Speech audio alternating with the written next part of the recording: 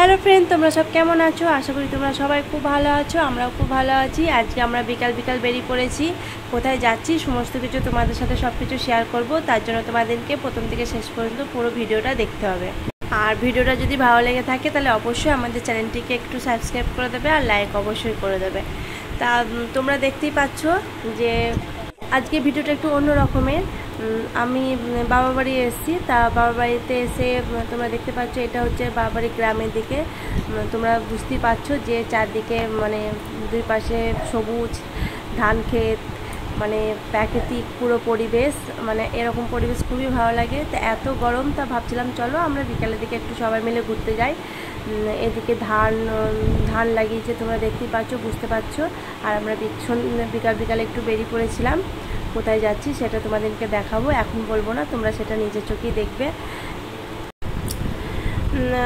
এই যে এখানে একটা আশ্রম আছে, আশ্রমে আজকে আমরা ঘুরতে যাচ্ছি। এটা অনেক অনেক পুরনো আশ্রম, যেটা তোমাদের সাথে শেয়ার করব, তোমরা দেখতে পাবে। আজকে আমরা সেখানেই যাচ্ছি। তা এটা রাস্তাটা আমাদের বাড়ি থেকে অনেকটাই, মোটামুটি আধ ঘন্টা। আমরা টোটো করে গেলেও যাওয়া যেত, কিন্তু আমরা ভাবলাম না, চলো বিকালের দিকে আমরা হাঁটতে হাঁটতে গল্প করতে করতেই যাই।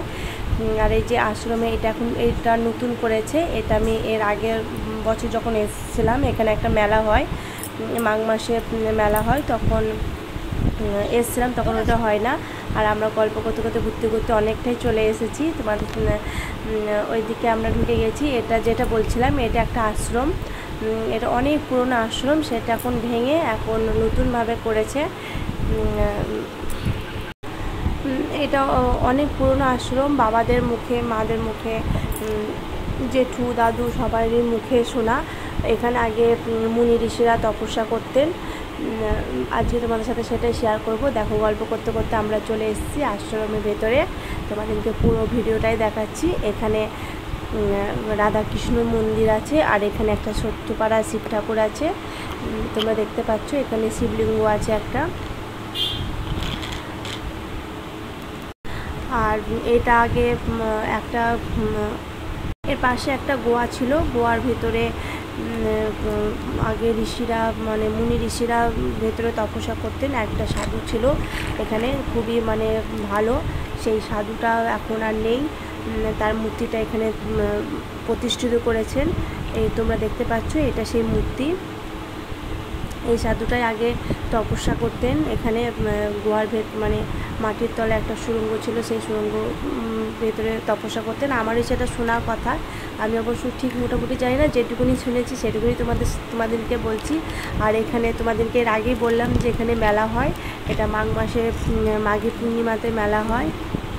আর এখানে মৎস্যপ হয়। এখানে মৎস্যপ বলতে এখানে খিচুড়ি, টক, এখানে তরকারি এরকম হয়। এখানে খুবই ধুমধাম হয়, আর প্রচুর জায়গা থেকে এখানে আসে সবাই, যারা কৃষ্ণ ভক্ত সবাই এখানে আসে। আর এখানটায় করে এখন যেহেতু এখন সন্ধে হয়ে যাচ্ছে, সন্ধ্যের দিকে, আর এখানে কৃষ্ণ নাম জপ হচ্ছে, ওই জন্য আমরা আর ভেতরে আর ঢুকলাম না। আমরা সেই থেকেই ঠাকুরকে প্রণাম করলাম। আর আয়ুষকে ও দিদিদের সাথে ওপরে বললাম, যাও তুমি প্রণাম করে আসো, আমি নিচে থেকে একটু ছবিটা তোমাদেরকে শেয়ার করছি। তোমরা এটা দেখতেই পাচ্ছ, এখানে সবাই কৃষ্ণ নাম জপ করছে সন্ধ্যেবেলায়। এখানে হরিনাম হচ্ছে, এখানে প্রত্যেক দিনই হয়। এখানে কৃষ্ণ, গৌর নিতাই, রাধাকৃষ্ণ মূর্তি আছে, তোমরা দেখতে পাচ্ছ। আয়ুষ দিদিদের সাথে গিয়ে প্রণাম করে ঠাকুরের স্থানে টাকা দিয়ে চলে এলো প্রণাম করে। ওই জন্য আর আমরা আর ভেতরে ঢুকে আর ডিস্টার্ব করলাম না, যেহেতু এখানে ঠাকুরের নাম কীর্তন হচ্ছে, তাই জন্য আমরা ঠাকুরকে প্রণাম করে বেরিয়ে চলে এলাম। তোমাদেরকে যেটা দেখালাম, এখানটা করে বিশাল বড়, মানে এখানে বিশাল বড় বড় ড্রামে খিচুড়ি হয়। তোমাদের সাথে অবশ্যই একবার শেয়ার করব এখানকার মেলাটা। এখানে মেলা সাধু বাবা মেলা নামে পরিচিত এই জায়গাটা, মানে সবাই সাধু বাবা মেলা নামেই জানে। এই আর খুবই মানে মেলাটা ছোটোখাটো হয়, কিন্তু প্রচুর দূর থেকে, মানে দূর দেশ থেকে অনেকেই আসে এখানে দেখতে। আর এখানে পাশে একটা বাবলা নদী আছে, তোমরা সেটা তোমাদেরকে আগেই বলেছি, এখানে বাবলা নদী আছে। আর এইটা হচ্ছে মা শীতলা ষষ্ঠী। এখানে শীতলা ষষ্ঠীটা এখানে রেখে দেয়, প্রত্যেক বছরের মতো রেখে দেয়। আয়ুষকে বললাম যে নম করে নাও ঠাকুরকে, সরস্বতী পুজোর পরের দিন যে শীতলা ষষ্ঠী পুজো হয়, সেই শীতলা ঠাকুরটাকে এখানে রেখে দেয়, ঠাকুর বিসর্জন করে না।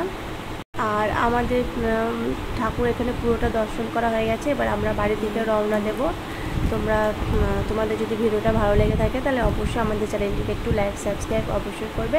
আজকের মতো এই পর্যন্ত, টাটা।